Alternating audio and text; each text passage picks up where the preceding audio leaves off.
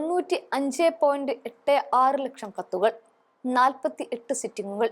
ഈ മാസം 29-ന് റിപ്പോർട്ട് സമർപ്പിക്കാൻ അവസാന താക്കീതും നൽകുമ്പോൾ 15 ബില്ലുകളാണ് സ്പീക്കറുടെ മേശപ്പുറത്തിരിക്കുന്നത്. അതും പ്രധാനമന്ത്രി മോദിയും പ്രതിപക്ഷ നേതാവ് രാഹുൽ ഗാന്ധിയും നേർക്കുനേർ ഏറ്റുമുട്ടുന്ന കാഴ്ചയ്ക്കാണ് പാർലമെന്റ് ശീതകാല സമ്മേളനം സാക്ഷ്യം വഹിക്കാൻ പോകുന്നത്.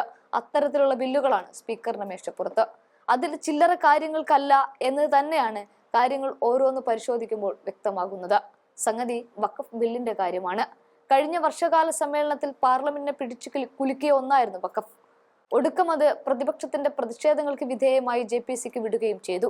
ഇവിടെ മോദിയോടൊപ്പം സഖ്യം ചേർന്ന് ഭരിക്കുന്നവർ പോലും അഥവാ നായിഡു അടക്കം വഖഫ് വിഷയത്തിൽ മോദിക്കെതിരാണ്. നായിഡുവിന്റെ ഒരു കണ്ണ് മുസ്ലിമിന്റേതും മറ്റേ കണ്ണ് ഹിന്ദുവിന്റേതുമാണ്. അതുകൊണ്ട് മതസൗഹാർദ്ദത്തെ ഏറ്റവും അധികം മാനിക്കുന്ന നായിഡു വഖഫ് വിഷയത്തിൽ മുസ്ലിം സഹോദരങ്ങളോടൊപ്പം മാത്രമേ നിലയുറപ്പിക്കൂ എന്ന് ഒരു പൊതുവേദിയിൽ തുറന്നു പറയുകയും ചെയ്തിരുന്നു.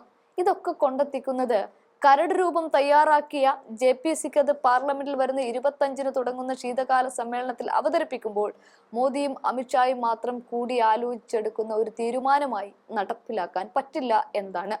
മുൻ വർഷങ്ങളിലൊക്കെ അതാണ് നടന്നതും.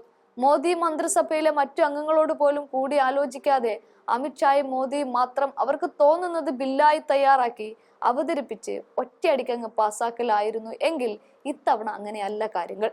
മോദിക്ക് നായിഡുവിനോടും നിതീഷിനോടും കാര്യങ്ങൾ പറയണം, കൂടിയാലോചിക്കണം. അങ്ങനെ കടമ്പകൾ ഒരുപാടുണ്ട് കടക്കാൻ. JPC റിപ്പോർട്ടിന്റെ കരട് തയ്യാറായതായി ചെയർപേഴ്സൺ കഴിഞ്ഞ ദിവസം പറഞ്ഞിരുന്നു. വഖഫ് നിയമത്തിൽ കേന്ദ്ര സർക്കാർ ആഗ്രഹിക്കുന്ന ഭേദഗതികൾ നിലനിർത്തിയാണ് കരട് തയ്യാറാക്കിയത് എന്ന സൂചനയും ഇവിടെയുണ്ട്. ഓഗസ്റ്റ് 9-നാണ് JPCക്ക് രൂപം നൽകിയതെന്നാണ് ജഗദാംബിക പാൽ പറയുന്നത്. അതേ മാസം 22-ന് ആദ്യ യോഗം ചേർന്നു. 48 സമിതി സിറ്റിംഗുകൾ നടന്നു. 195 സംഘടനകൾ ബില്ലിന്മേൽ അഭിപ്രായമറിയിക്കാൻ സമയം തേടി സമിതിയെ സമീപിക്കുകയും ചെയ്തു. അതിൽ 146 സംഘടനകൾ ഹിയറിംഗിനുമെത്തി. അതിനു പുറമെയാണ് അനുകൂലിച്ചും പ്രതികൂലിച്ചും 95.86 ലക്ഷം നിർദ്ദേശങ്ങൾ എത്തിയത്. അവയുടെ എല്ലാം പരിശോധന സമിതി സെക്രട്ടേറിയറ്റ് പൂർത്തിയാക്കിയ ശേഷമാണ് റിപ്പോർട്ട് 29-ന് സമർപ്പിക്കാൻ സ്പീക്കർ ആവശ്യപ്പെട്ടത്. എന്നാൽ അത് പോരെന്നും സമയപരിധി നീട്ടണമെന്നുമാണ് പ്രതിപക്ഷ അംഗങ്ങൾ ആവശ്യപ്പെടുന്നത്.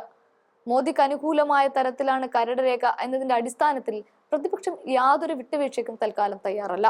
അവസാന ഹിയറിംഗിൽ കേന്ദ്ര സർക്കാർ ബില്ലിൽ കൊണ്ടുവന്ന 44 ഭേദഗതികൾ ഓരോന്നായി കേന്ദ്ര ന്യൂനപക്ഷ മന്ത്രാലയത്തിലെ ഉന്നത ഉദ്യോഗസ്ഥർ സമിതിയിൽ വിശദീകരിക്കുകയും ചെയ്തിട്ടുണ്ട്.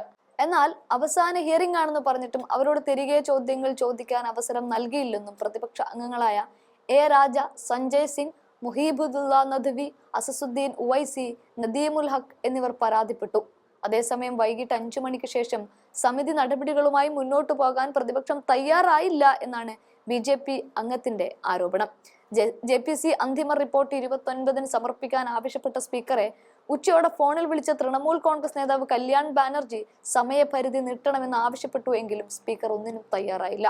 അതുകൊണ്ട് തന്നെ കാര്യം അത്ര എളുപ്പത്തിൽ BJP കരുതിയതുപോലെ നീക്കാമെന്ന് കരുതേണ്ടതില്ല എന്ന് തന്നെയാണ് പ്രതിപക്ഷം ഇപ്പോഴും പറയുന്നത്.